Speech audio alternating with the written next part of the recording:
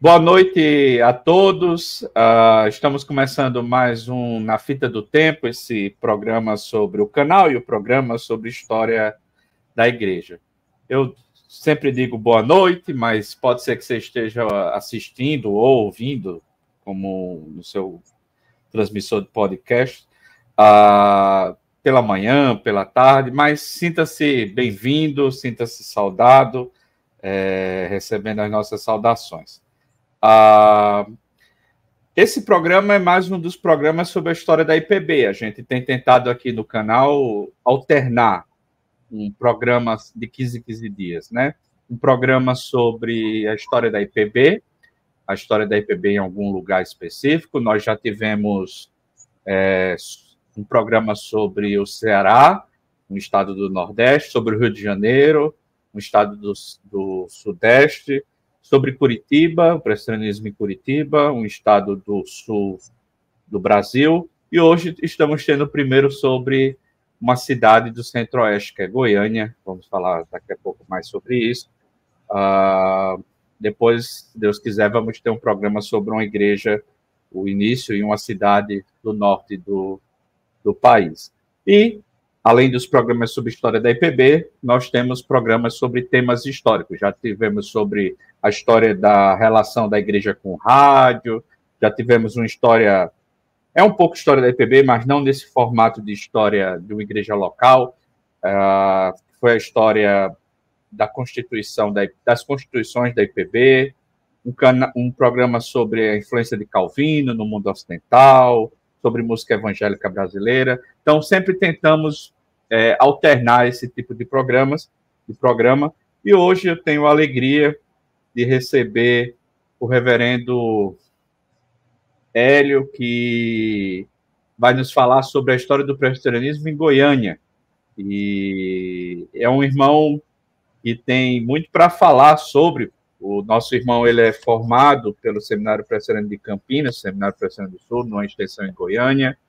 Tem mestrado pelo CPAJ na área de História da Igreja, está terminando seu doutorado em Ministério também pelo CPAJ, e tem publicado livros, já tem 8 títulos publicados, sendo suas principais obras a breve história da Igreja Presbiteriana do Brasil em Goiás, um artigo que ele escreveu sobre um assunto bem interessante, para Fides Reformata, a revista acadêmica do Centro Presbiteriano de Pós-Graduação Andrew Jumper, sobre um artigo sobre a IPB e a escravidão. Então, é um irmão que também leciona, além de pesquisar, leciona no Seminário de Goiânia, o Seminário Presbiteriano do Brasil Central, na área de história da igreja medieval, história da igreja antiga, história da igreja no Brasil, da igreja brasileira e história da IPB. Então, é alguém que tem muita bagagem para compartilhar com a gente. Publicou um livro que é sobre Goiás, mas acaba tocando Goiânia também. Então, é alguém que eu tenho a honra e o prazer de receber aqui. Já fazendo propaganda do livro, eu já citei o livro, está aqui o livro. Tem o livro com dedicatória do irmão. Li já umas partes, gostei bastante, sobretudo a parte dos comportores. Achei bem interessante. Fica a dica, ele depois pode falar mais uma vez. Breve história da Igreja Presbiteriana do Brasil em Goiás, de 1884 a 1980, do irmão do reverendo Hélio Silva. E então o irmão pode se apresentar. Se apresentar não, que eu já acabei de falar, mas pode saudar nossos telespectadores ou nossos ouvintes, e já pode começar a falar sobre o que eu já até mencionei, os comportores. O que é isso? Um nome tão diferente? Qual a importância deles para o surgimento do presbiterianismo em Goiás? Já pode, então, fazer a saudação e adentrar nessa pergunta. Obrigado, irmão Flávio. Olha, depois de uma apresentação como essa, eu só tenho que dizer boa noite, obrigado. O irmão é muito carinhoso com os seus entrevistados, pelos que eu já assisti anteriormente. E estamos aí já desde 1999 lecionando no seminário. Comecei com a matéria de Antigo Testamento e logo que entrei no mestrado, o seminário foi me deslocando para as áreas de história. e esse ano assumi completamente só matérias na área de História da Igreja, mas já lecionando desde 2005 História da IPB no seminário. Quem sabe minha apostila que eu preparei lá vire o próximo livro sobre História da IPB, que eu quero publicar uma visão da história da IPB a partir de Goiás, né? A gente sempre olha do Sudeste para cá, quem sabe do interior para o litoral acontece alguma coisa boa. Quem sabe de Goiás tem alguma coisa boa, né? E você tem um canal com aulas, né? Eu tenho o meu canal no YouTube, onde eu publico minhas exposições bíblicas, e recentemente eu tenho publicado também as aulas que eu gravei no período da pandemia, que a gente não podia dar aula presencial, então gravei várias aulas e peguei gosto pela coisa, mas eu não tenho gravado tantas ultimamente. Quero voltar a gravar. Eu tenho que resolver um problema de catarata nos olhos. Assim que eu resolver, eu volto a gravar mais e a escrever mais, que é o meu desejo. Mas respondendo sua pergunta, o assunto dos colportores apareceu na minha pesquisa exatamente por causa do trabalho deles no Brasil. Os colportores são aqueles que vendiam bíblias e literatura cristã de porta em porta, de casa em casa, seguindo as trilhas que os tropeiros faziam ao entrar pelo Brasil, levando encomendas de comércio para o interior. E aí, eles foram os primeiros a andar por aqui, lá pelos idos de 1865, 1870, conhecendo as vilas, os acampamentos, as fazendas. E foi um colportor que chamou a atenção do reverendo John Boyle, que foi o primeiro missionário da Igreja Presbiteriana dos Estados Unidos e da IPB a vir por Goiás em 1884, um colportor que havia andado em várias cidades de Goiás, encontrou o reverendo Boyle lá em Bagagem, hoje Estrela do Sul, e disse para ele, olha, vá a Goiás, tem boas vilas lá. E aí ele contou a história de um senhor que havia comprado uma Bíblia de um colportor que havia vindo da Bahia e havia deixado as missas católicas já há 16 anos fazendo culto doméstico com a sua família em Goiás. O Boyle falou, preciso conhecer essa pessoa. Como já tinha 16 anos que essa pessoa... Isso foi em 1883, 84, mais ou menos.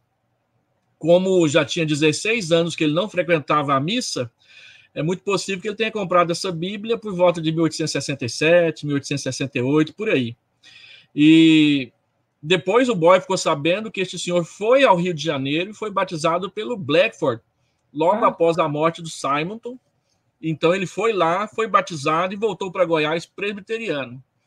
O Boyle saiu procurando até encontrar a sua família, provavelmente ele já estava morto nessa época, mas seus filhos, seus irmãos estavam lá em Santa Luzia, e o Boyle já também continuando o culto doméstico, né?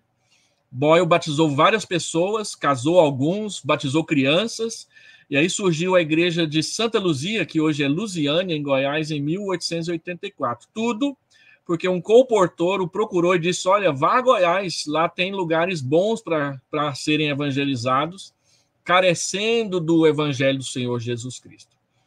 Embora tenha sido os missionários da Cristã Evangélica, da Uniesa, os primeiros a trabalhar em Goiás por volta de 1905, 1910, o primeiro trabalho evangélico estabelecido em Goiás foi o presbiteriano em 1884, em Santa Luzia.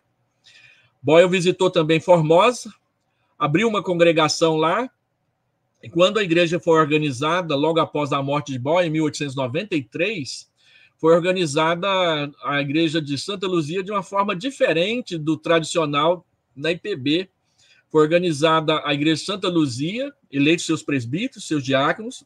Então, o Álvaro Reis, acompanhado acho que Caetano Nogueira, foi a Formosa e elegeu mais presbíteros e diáconos lá, sendo que a igreja de Formosa não ficou separada de Santa Luzia. Era uma igreja só, a 120 quilômetros uma da outra, mas com presbíteros e diáconos que formavam um conselho apenas. Que interessante. E essa coisa dos colportores é curioso porque em Goiás, assim, a importância desse colportor foi muito grande, como você contou, mas são figuras que foram importantes ao longo do Brasil, né? Sim. No Brasil como um todo, uma coisa que a gente tem... eu tenho atentado, assim, tenho observado nas entrevistas, a gente já viu Nordeste, Sudeste e Curitiba, né, no Sul, a presença deles, né, como divulgadores, principalmente no interior, né? Os missionários primeiramente foram para os grandes centros, mas para o interior, as capitais menores também. Natal, por exemplo, que é de onde eu venho, também foi importante a figura de comportores, de modo que, às vezes, você já tinha gente que estava sem ir para a igreja romana já, ou também estavam tendo pequenos grupos nas suas casas, e você percebe que a IPB já começou com essa prática de meio que cada um é um evangelista nato, né? Assim, sim. Cada um. Isso aponta para o papel dos leigos, né? Porque, imagina, uma igreja, provavelmente essas duas igrejas não tiveram pastor logo, cada uma um pastor, eu imagino. Não, o Boyle, quando fundou a igreja de Santa Luzia, ele ia lá um ano sim, um ano não. Então, no meu livro, eu abordo as viagens de Boyle em Goiás. Ele veio em 84, 85 ele não veio porque foi para os Estados Unidos, veio em 86, não veio em 87 porque estava de mudança de Mojimirim para Bagagem. Ele gastou quase 3 meses na mudança dele para lá. Eles usavam o período da seca para poder fazer as mudanças, porque no período da chuva era impossível. Aí ele veio em 88, fez uma grande viagem por Goiás em 88. O Reverendo Boanerges fez um resumo dessa viagem num dos livros dele. Ele não veio em 89, não me lembro bem o motivo, e veio em 90. Aliás, ele veio em 89 e depois voltou aqui rapidamente em 90. E eu coloquei na íntegra o relatório da viagem dele de 1889, muito interessante e muito importante para a historiografia do presbiterianismo, principalmente aqui em Goiás, né? Mas Boyle e as pessoas que colaboravam com ele são figuras carimbadas na história da IPB.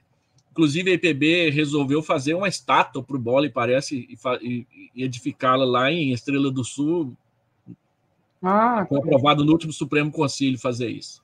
Interessante. E então essas igrejas tinham que, com seus oficiais, tocar a vida eclesiástica na ausência dos pastores, né? Acabavam. E quando os pastores iam a esses locais, muitas vezes uma das principais tarefas deles era treinar os oficiais. A gente não lê sobre isso nos relatos que nós temos. É muito provável que eles faziam uso da imprensa evangélica, que rodou pelo Brasil até 1892, na morte do Boyle, que foi o último editor dele. E a gente sabe de algumas igrejas que a leitura dos artigos do imprensa evangélica era praticamente a escola dominical e o culto dessas igrejas durante a entre-safra, entre uma visita e outra de pastores, que geralmente era anual. Eles vinham uma vez por ano e ficava 2 semanas, 3 semanas, dependendo do volume de conversões e trabalhos, eles ficavam 1 mês ou 1 mês e meio. Mas, assim, como que eles tratavam a formação de liderança, a gente vai encontrar algum relato sobre isso na história posterior, principalmente na década de 40 para frente, no caso específico de Goiás, que eu pesquisei, né? É muito interessante porque quando a gente estuda sobre evangelização direta e indireta na história da IPB, evangelização direta, que é a ênfase na formação de obreiros e plantação de igrejas e construção de templos, e a evangelização indireta, que era a ênfase na fundação de escolas, hospitais, orfanatos, e a partir deles a plantação de igrejas. Então, a Missão Oeste do Brasil, que trabalhou na maior parte do estado de Goiás, no centro-leste e norte de Goiás, o sudeste foi a Missão Brasil Central, eles não gostavam muito de mexer com fundação de escola, até que, quando eles chegaram em Minas, o interior de Minas e Goiás, eles perceberam que seria importante fazer isso por causa do grau de analfabetismo que havia nesses 2 estados. Para você ter uma ideia, Cuiabá e Mato Grosso, a igreja presbiteriana foi fundada antes e cresceu primeiro do que Goiás e o norte e o oeste de Minas, por causa de que Mato Grosso, embora fosse praticamente floresta, o índice de analfabetismo era menor do que nesses 2 estados. Em 1905, um missionário presbiteriano se queixou de Goiás. Ninguém vai para Goiás, lá só tem mato e cobra. Né? Apesar que até hoje tem gente lá em São Paulo que acha que Goiânia só tem carroça, né? Vou fazer o quê, né? Mas... Então... Pode continuar. Aí, quando eles começaram a plantar a igreja aqui em Goiás, por causa do crescimento do Brasil para o interior, na era Vargas, eles chegaram à conclusão de que como nós vamos plantar a igreja sem escolas, porque os presbíteros não sabem ler, como que nós vamos eleger presbíteros que não sabem ler e escrever? Então, eles resolveram fundar escolas para formar a liderança do futuro da IPB na nossa região.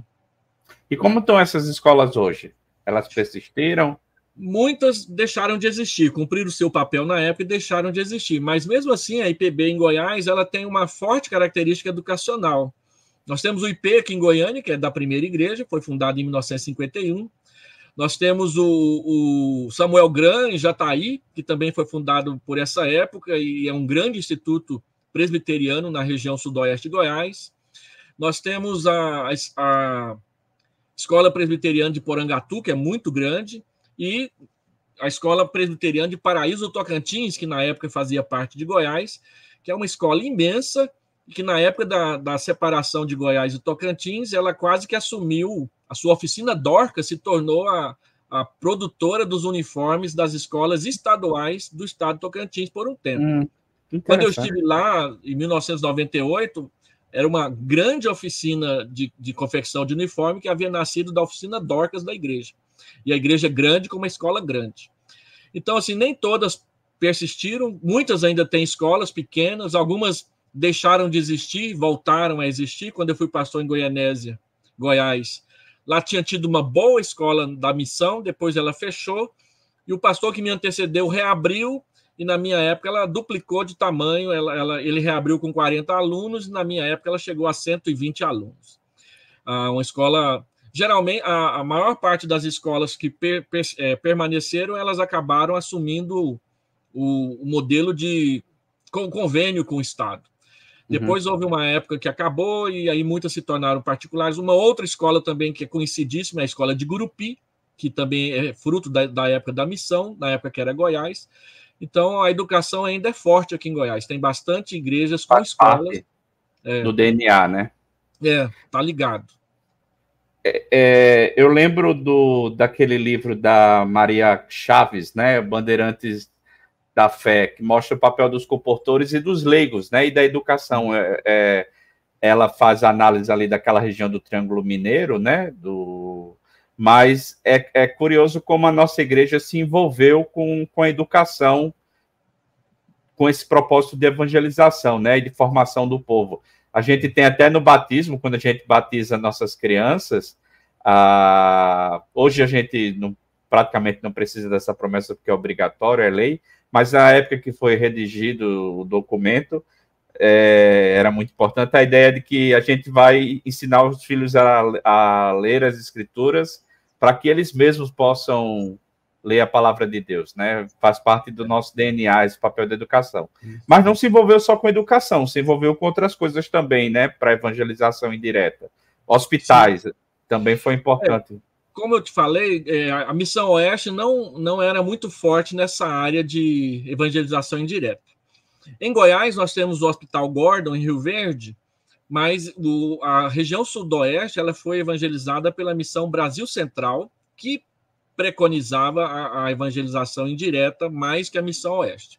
Então, nós temos o grande Hospital Gordon lá, uma peça importante da evangelização do sudoeste goiano, por causa da figura do Dr. Donald e a sua esposa, que eram plantadores de igreja, não somente médicos, né? Agora, em Anápolis, nós temos também o Hospital Evangélico. Só que o Hospital Evangélico ele não tem origem presbiteriana. O James Funston, ele era anglicano, ele veio para o Brasil ligado à Igreja Cristã Evangélica, e em Anápolis ele se aproximou muito da Igreja Presbiteriana Independente e terminou parte dos seus dias, pouco mais da metade dos seus anos aqui em Goiás, na Igreja Presbiteriana Central, por isso a ligação dele com os presbiterianos. Mas não é uma iniciativa particular que trouxe grande influência para Goiás. Quando a gente fala em James Funston, qualquer coisa que a gente fala sobre ele é pouco, porque ele foi o grande evangélico, o grande homem do evangelho aqui em Goiás. E o Hospital Evangélico, ele trouxe influências benéficas, não só na área da saúde, mas em todas as áreas. O James Fanston é ligado à fundação de faculdades lá em Anápolis, ele é ligado à fundação de hospitais. A Anápolis começou a progredir por causa das cobranças da esposa dele, que chegava no prefeito e falava assim, quando é que vai ter uma panificadora nessa cidade? Lá em 1927. Quando é que vai ter um açougue nessa cidade? Lá em 1927. E ele trouxe médicos para Goiás. O Dr. Gordon veio para Goiás a convite dele. O Dr. Gordon estava trabalhando lá em Ponte Nova, na Bahia, e o James Fanston foi lá e disse, olha, vem para Goiás, nós estamos precisando de médico lá. Jonas de Noá e Álvaro de Melo, Dr. Domingos, médicos famosos ali na região do Vale de São Patrício, em Séries, vieram também para Goiás a convite dele. E foi na época em que o Getúlio Vargas quis integrar o Brasil e criou as CANGs, né, as Colônias Agrícolas Nacionais, e Séries aqui em Goiás foi a primeira, ela serviu de modelo para as outras 7 que ele queria fazer pelo Brasil afora. E quando eles começaram a trabalhar em Séries, uma das primeiras coisas que foram fundadas foi o hospital. E aí um presbiteriano, um batista e um cristão evangélico vieram trabalhar lá como médicos, a convite do James Fanston, ali a partir de Anápolis. Mas tudo que a gente fala sobre o James Fanston é pouco. Quanto mais a gente pudesse falar sobre ele, era bom, porque foi um homem importantíssimo para o evangelho aqui em Goiás. E em Anápolis é bem forte a presença evangélica, né? É bem Anápolis, marcante. O presbiterianismo lá também é bem arraigado. Embora aqui em Goiânia a gente tenha bem mais igrejas que em Anápolis, as igrejas de Anápolis são bem fortes. Agora estamos nos preparando para formar o Sínodo de Anápolis. O presbitério de Anápolis recentemente se desdobrou em 3, e o próximo passo é criar o Sínodo de Anápolis, um sonho antigo nosso. Eu sou anapolino, eu vim de lá, eu sou do presbitério de Anápolis, e depois é que eu vim trabalhar em Goiânia. Então, eu conheço bastante lá é minha terra, onde canta o sabiá, né? E as aves que gorjeiam em outros cantos não gorjeiam como lá. A gente sempre volta para a terra natal. E uma coisa... Mas eu não falei também, tem orfanatos. Nós temos o orfanato cristão evangélico em Anápolis e tem o orfanato presbiteriano em Rubiataba, o SAMAR, que é bem conhecido na IPB. Que legal. E são do período da missão e existe ainda hoje. Sim. A SAMAR é mais do período final da missão, né? Foi mais uma iniciativa da própria igreja de Rubiataba, lá atrás, mas com bastante participação dos missionários. Né? Uma coisa que eu acho, assim, interessante, reverendo, do que o senhor está falando, das suas pesquisas, dos seus trabalhos, é que o senhor vai nas fontes também, assim, dá aula de história da igreja, não só baseada em bibliografia, em obras sobre a história da igreja, mas fontes. O irmão vai às fontes, e fontes, às vezes, que você não vai ter, outros pesquisadores da nossa história não tiveram acesso. O irmão faz uma história do presbiterianismo regional com muito zelo. Como foi esse trabalho? Isso não estava nem no script, mas à medida que o irmão vai falando, eu fico impressionado com o conhecimento do presbiterianismo na sua região. Como foi essa... Eu imagino que o reverendo Alderi ajuda, né, em fontes, mas a gente já conversou, fontes que o irmão achou, que o irmão foi atrás. Como é que foi esse trabalho? Pode falar um pouco disso? Irmão, é um trabalho prazeroso, mas penoso, né? Eu pesquisei 12 anos e gastei 6 anos escrevendo. Talvez, não sei se é porque eu não sou muito disciplinado, mas também por causa de procurar o maior número de fontes possível. Eu fui nas atas das igrejas, fiz algumas viagens aqui por Goiás, procurei pastores, sentei nos seus gabinetes pastorais, folheando atas antigas, com cheiro de poeira e coisa velha. Né? Legal. A ideia básica foi procurar aqueles históricos, né, que os missionários determinavam que fossem registradas na ata de número 1 do conselho. E aí, conversando, pesquisando, pedindo fontes, fazendo entrevista com filhos de missionários, uma coisa interessante que aconteceu, eu tenho muito material sobre uma missionária chamada Martha Little, que é o meu próximo artigo. Eu conversei com a reverendo Alderi para ver se eu faço um artigo sobre essa missionária para a Fides Reformata. É a grande missionária educadora da Missão Oeste, e ela é muito conhecida especialmente no interior de Minas e em Goiás todo, por causa do trabalho que ela fez. Ela administrou 35 escolas presbiterianas nesse período como supervisora. Ela veio dos Estados Unidos especificamente em 1948 para trabalhar com as escolas presbiterianas da missão. Fez um mestrado sobre educação nos Estados Unidos só para servir aqui no Brasil. É uma pessoa muito querida, muito amada e muito respeitada pela geração mais antiga aqui de Goiás que a conheceu. Eu quero escrever sobre ela. Então, querendo fazer a sua biografia, uma senhora daqui de Goiânia falou: por que o senhor não procura a sobrinha dela que tem todos os documentos dela? E então eu entrei em contato com ela via Facebook nos Estados Unidos. Ela me deu a senha do site da família, a família Iris Little, e aí um acervo imenso de fotografias, todos os relatórios da Martha Little, esses relatórios riquíssimos, né? São os relatórios que ela entregava anualmente para a missão, falando a respeito do trabalho dela. Então, há muitas coisas curiosas lá.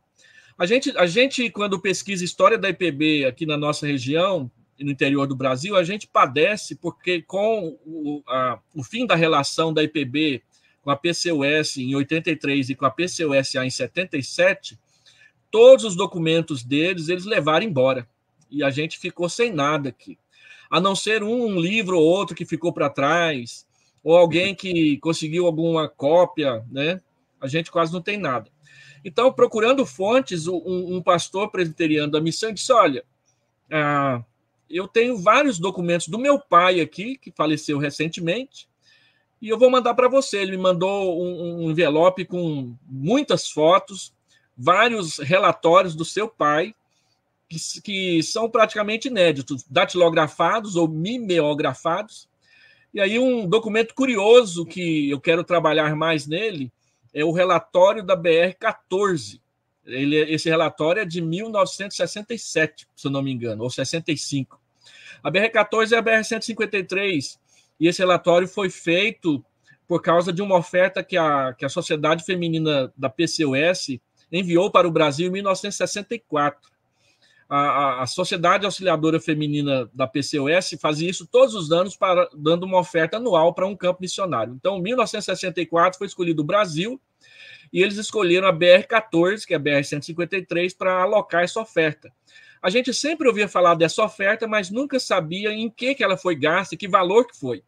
Então, esse relatório do reverendo Robert Kamenich, um relatório de 7 páginas, ele discriminava como que a oferta veio, como que ela foi gasta e como que eles empregaram. Então, lá relata todos os templos que foram construídos, foram quase 20, pastores que foram contratados com essa oferta e rescaldo de construções que estavam por terminar que eles fizeram. No meu livro eu trago um pequeno resumo desse relatório, um relatório que estava numa situação sofrível, mimeografado a álcool, as 3 primeiras páginas manchadas, porque havia molhado, e eu tentei recuperar o documento, transformando ele em negativo. Deu para ler um pouco, mas ainda está muito embaçado. Eu quero trabalhar nele, quero ver se eu consigo traduzi-lo e escrever um artigo sobre ele. É um documento inédito, importante. E alguns outros que não dá para a gente falar muito. Porque... E, meu irmão, chegou em... O presbiterianismo, então, em Goiás, ele chegou pelo interior, não chegou inicialmente por Goiânia. Não, Goiânia só passou a existir a partir de 1933, é uma capital jovem. Então, Boyle veio em 84, ele morreu em 92, o campo passou a ser visitado mais esporadicamente ainda, embora já tenha sido organizado. Mas aí veio o cisma de 1903. Em 1903, a igreja de Santa Luzia escolheu o presbiterianismo independente, e aí Goiás ficou sem IPB 11 anos. Em 1913, uma família se mudou de Araguari para o interior de Goiás, num lugar chamado Pouso Alto, que hoje é Piracanjuba, e solicitou que os pastores de Araguari visitassem o campo para celebrar a ceia e cuidar mais. Então, a gente lendo os livros da época, os missionários começaram a fazer inserções ou incursões pelo sul e sudoeste de Goiás.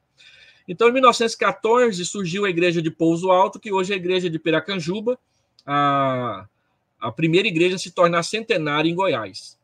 Em 1921, vindo da Bahia, o Franklin Graham fundou a igreja de Planaltina, ali perto de Brasília, que é a segunda igreja centenária de Goiás. Em 1925, os missionários vindo de Nova Chavantina e do Alto Araguaia, no Mato Grosso, por causa de famílias que mudaram para a região de Caiapônia e Jataí, fundaram um trabalho em Caiapônia, que depois se transferiu para Jataí, e Jataí foi fundada, e depois Rio Verde, e assim em diante. Então, em 1933, fundou-se Goiânia, e a missão enviou para cá um missionário em 1935 e fundou a primeira igreja presbiteriana de Goiânia. Então levou 3 anos. 2 anos. Foi 2 anos. Veio para cá um pastor que trabalhou em Estrela do Sul. Depois ele acabou vivendo a vida toda dele aqui, que é o reverendo Divino de Oliveira, uma figura icônica do presbiterianismo de Goiás, e eu tenho uma breve biografia dele aí no meu livro. Eu o conheci pouco tempo antes dele morrer, uma pessoa amantíssima, já conheci ele bem idoso, mas ele deu a vida dele para o presbiterianismo aqui em Goiás. Alguns irmãos de outras igrejas chamavam ele de divisor, porque ele convidou, aqui em Goiânia havia uma igreja única de batistas, presbiterianos independentes, cristãos evangélicos e presbiterianos do Brasil. Chamava a Igreja Evangélica. Só que ela estava sem formação e quem dava assistência era o pastor da cristã evangélica, que vinha de Inhumas, Goiás. Então, quando o Divino de Oliveira veio para Goiás, ele convidou os presbiterianos para formar a IPB, e os irmãos lá nos chamaram de divisionistas, né, que não sabem viver em unidade. Mas isso é outro fato da história, porque em Anápolis, a cristã evangélica fez a mesma coisa que a gente fez aqui, e nós não chamamos eles de divisionistas por causa disso, é outra história. Né? Pois não.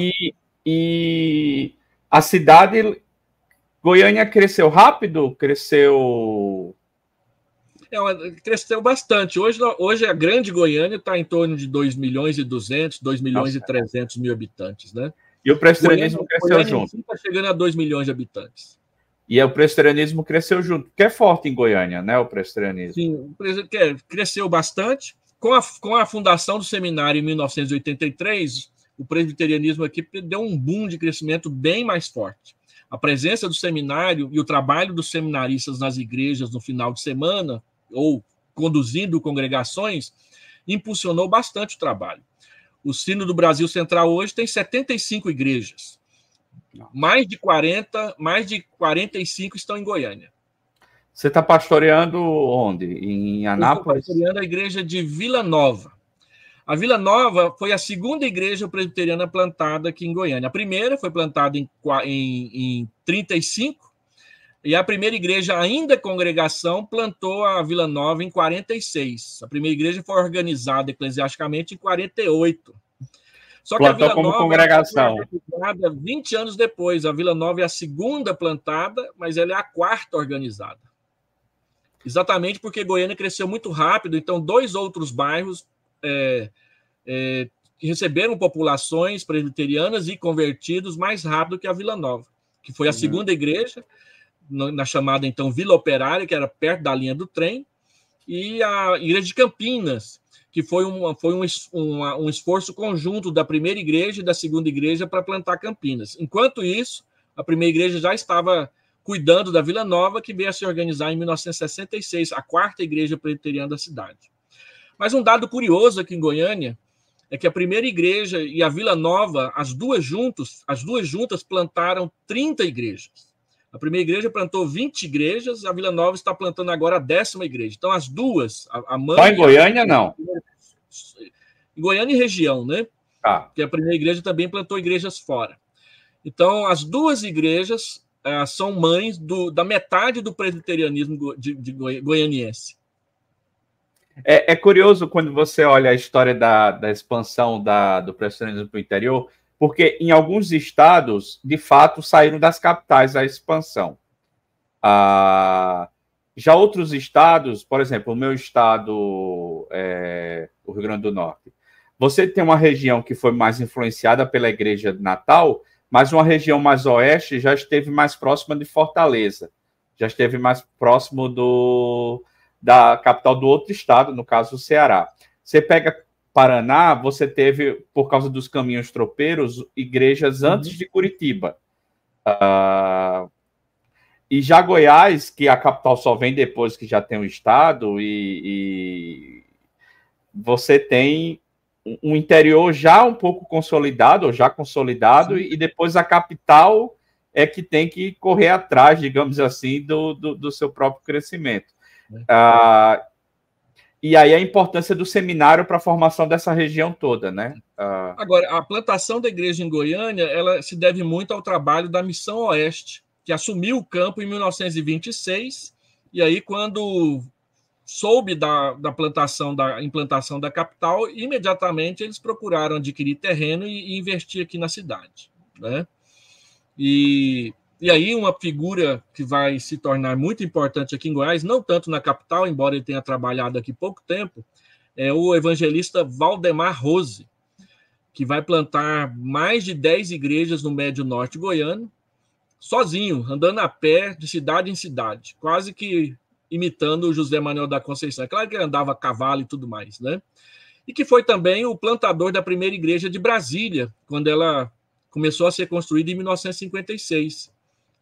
O meu livro é dedicado à memória desse irmão que eu não conheci, mas que quando eu leio a história dele, eu li as coisas que ele fazia nas atas das igrejas por onde eu passei no interior, e foi o que me despertou a pesquisar mais sobre o assunto e dedicar a obra a ele, o evangelista, depois reverendo, Valdemar Rose. Eu conheço pouco a região aí, né? Já fui em Anápolis uma vez, fui a Brasília 2 vezes, eu acho. Mas eu estou... Uma das coisas que eu gosto de fazer esse programa é que eu aprendo bastante. E uma das coisas que eu estou aprendendo é como é forte a nossa igreja nessa região. Como ela é forte e como ela está inserida na sociedade, né? Através da educação, da saúde, da assistência, né, a órfãos, o trabalho também das missões. É uma região muito importante para a IPB. Você diria, meu irmão, você poderia dizer, afirmar, o presbiterianismo tem crescido na região, na sua região? Sim, durante um bom tempo, a nossa região foi a região que mais cresceu. Hoje não é tanto a região que a IPB mais cresce, mas é um local onde a IPB tem um crescimento consistente. Inclusive financeiramente. Goiás, como um todo, ele responde ele é o 7º em fidelidade dizimal ao Supremo Concílio. No entanto, o Sino do Brasil Central, o Sino do qual eu faço parte, ele foi por muitos anos o maior dizimista ao Supremo Concílio, mesmo levando em conta que as maiores igrejas dizimistas não são daqui. Durante muito tempo, a Nacional de Brasília foi a maior dizimista. Atualmente, a maior dizimista é a de Pinheiros, em São Paulo. Mas hoje o Sino do Brasil Central ocupa, se eu não me engano, a 3ª posição em fidelidade e dízimo ao Supremo Concílio. Durante muitos anos, por mais de 10 anos consecutivos, o Sino do Brasil Central foi o maior dizimista ao Supremo Concílio, o que quer dizer que boa parte das suas igrejas, a maior parte das suas igrejas, são fiéis consistentemente na remessa de dízimo ao Supremo Concílio. Isso isso é possível por causa do crescimento consistente da igreja. O nosso crescimento aqui é consistente. A primeira igreja está sempre plantando igrejas novas. A Vila Nova, que é a que eu estou pastoreando, quando eu fui para lá 5 anos atrás, eles me desafiaram a conduzir a igreja a plantar mais uma nova igreja. Nós estamos plantando uma igreja em Nerópolis, uma cidade próxima aqui de Goiânia. E a gente tem visto, a Anápolis agora também, com o reverendo Samuel Vieira na Igreja Central, tem plantado muitas igrejas naquela região. E muitas igrejas que eu falo é mais do que a gente está acostumado a ver, né? Por aí. Mas o crescimento aqui é consistente. O presbiterianismo em Goiás é consistente. Se você vê também o seminário, boa parte dos teólogos que estão em posições chaves na IPB hoje foram formados aqui em Goiânia. O Leonardo Sayum foi formado aqui em Goiânia, que é presidente da JET. O reverendo Valdeci Santos, que é o diretor do CPAJ, foi formado aqui em Goiânia. O reverendo Mauro Meister, que o antecedeu, também foi formado aqui em Goiânia, né? Nós tivemos durante muito tempo o tesoureiro da IPB, o José Arantes Costa, por 15 anos foi tesoureiro da IPB, ele era presbítero aqui na primeira igreja. E uma história não muito agradável, a gente só vai citar para as pessoas saberem, a chamada Comissão Especial dos Seminários, aquela que tem gente que treme quando a gente fala nela. 3 membros dela eram daqui de Goiás. Eu não sei se isso é bom, se isso é ruim, vai depender de quem vai ouvir, vai gostar ou não. Mas nós tínhamos um presbítero da primeira igreja de Goiás, de Goiânia, um pastor e um presbítero de Anápolis, que faziam parte daquela comissão. E ela é muito criticada, né, por causa dos poderes que o Supremo Conselho deu para ela, mas Goiás está lá no coração daquela comissão também. Então é uma região com uma história longa, assim, antiga e consistente, né? De participação o pastor Álvaro Campos, que foi pastor da Vila Nova por 10 anos, ele foi presidente da GER, que era a Junta de Educação Religiosa da IPB na década de 60. A JET substituiu a GER.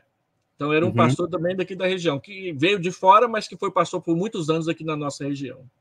No Supremo Conselho teve alguém na executiva? Na executiva, nós tesoureiro tivemos o José Arantes Costa, né, que foi tesoureiro, por 15 anos.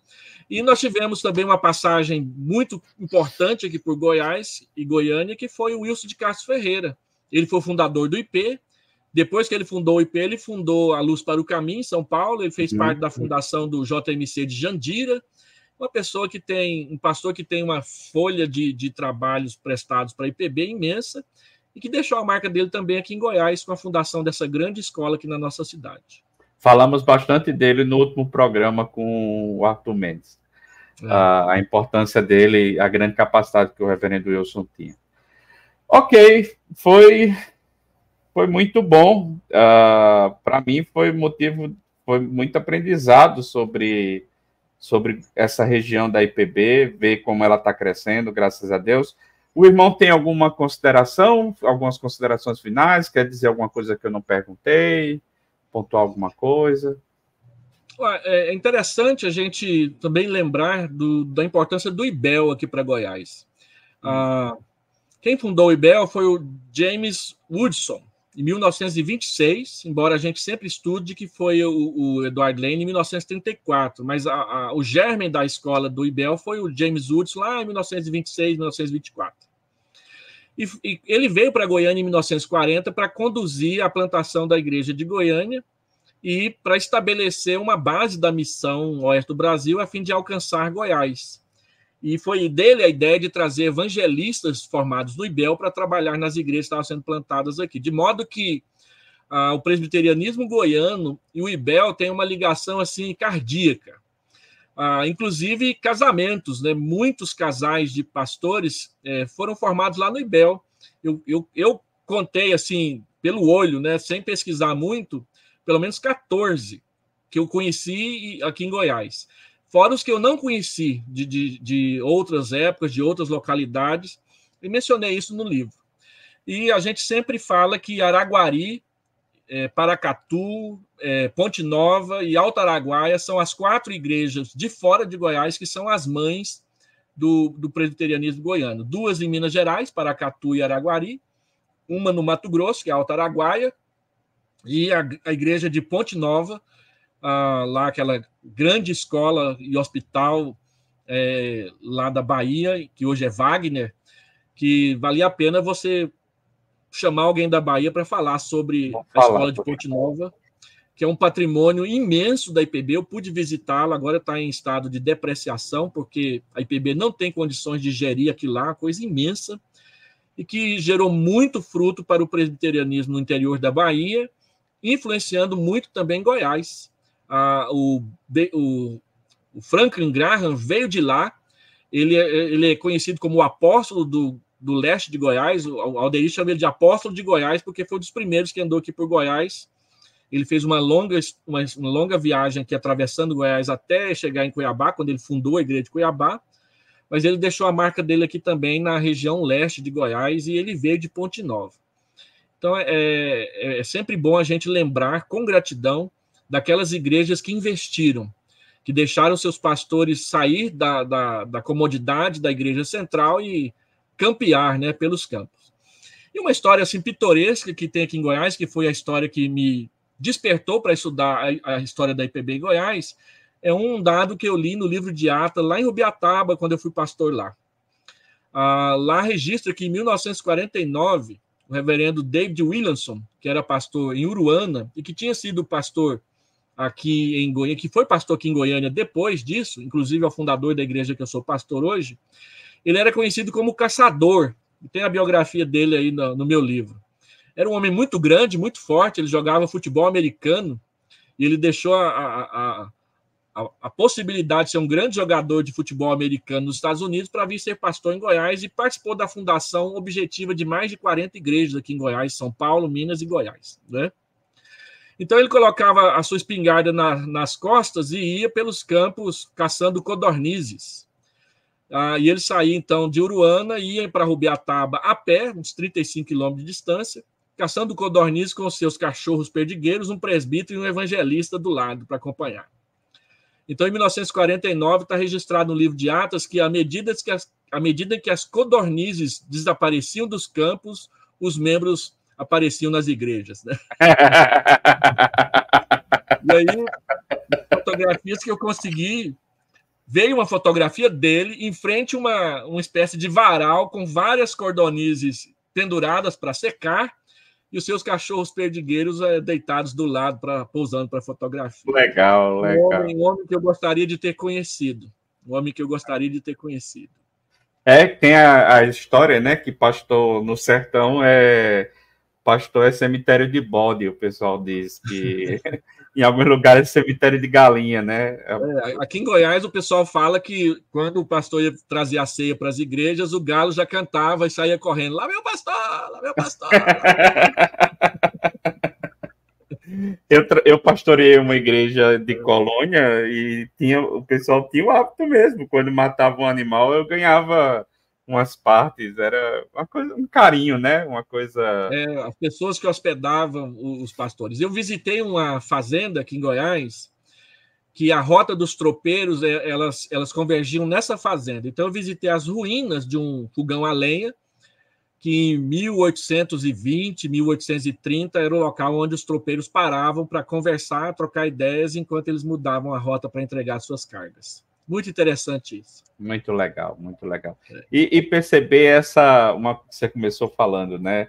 A relação das rotas, assim como o Novo Testamento fez uso das estradas romanas para propagação do evangelho, o sistema de correio para as cartas circularem, a gente aqui, os nossos missionários usaram as rotas, né, que eram criadas pelos tropeiros. Você vê o presbiterianismo do Sul, ele cresce em torno da famosa estrada de Sorocaba, né, a Via Mão.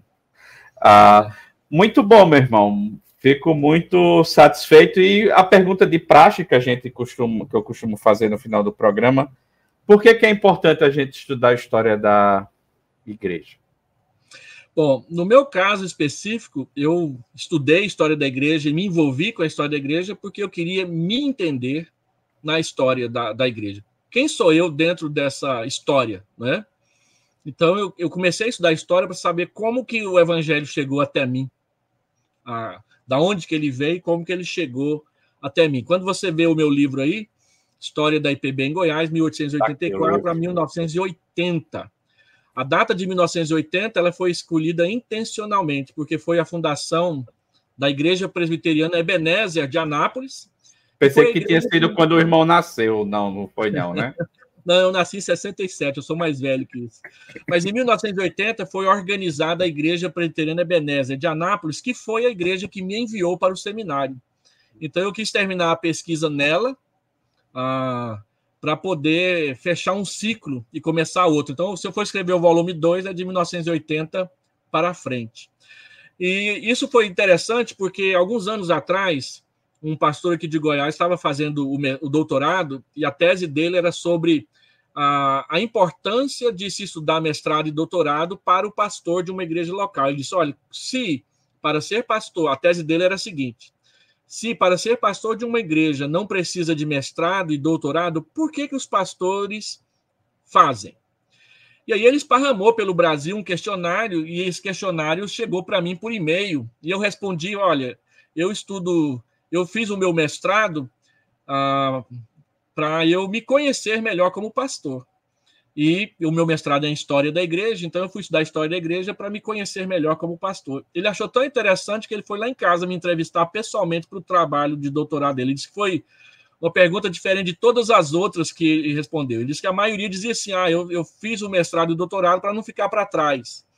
Eu fiz porque o meu colega, aquele que era o meu maior adversário na sala de aula, fez, então eu tinha que fazer também, né? Ou eu fiz porque meu amigo me incentivou a fazer, ou porque eu queria ganhar mais, ou porque eu queria conhecer mais. Mas dizer que é porque eu queria saber por que eu sou crente foi a primeira vez, né? Então, eu acho que a história da igreja é importante para a gente saber da onde que a gente veio. Não só como instituição ou como denominação, mas como crente pessoal. Por que eu estou na IPB e não na Batista, né? E tem até a ver com a nossa doutrina da eleição, né? Por que Deus quer que eu esteja na IPB e não na Cristã Evangélica? Então eu precisava conhecer a história e como que ela chegou até mim para saber como que a partir de mim ela pode chegar e alcançar a vida de outras pessoas mais para frente. Por isso eu me tornei um pesquisador de história da igreja. E como todo mundo que estuda história da igreja, a gente olha para trás e parece que nós somos anões nas costas de gigantes, né?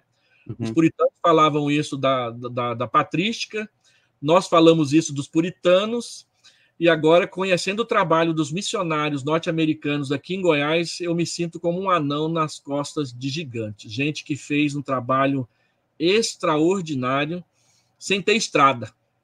E hoje a gente tem estrada, tem avião, tem automóvel possante, e às vezes quando um pastor fala assim, eu vou celebrar a ceia na congregação, sai um domingo, ou sai uma noite, já tem gente arrancando os cabelos porque não tem quem pregue no lugar do pastor, né? E naquela época eles saíam, a gente estuda a história do Robert Lennington, ficava 3 meses fora de casa e a esposa dele é que tinha que se virar lá com a congregação de Brotas, né? Então é importante a gente saber. História bonita, né? Sacrificial até. Então quem sou eu na história da igreja?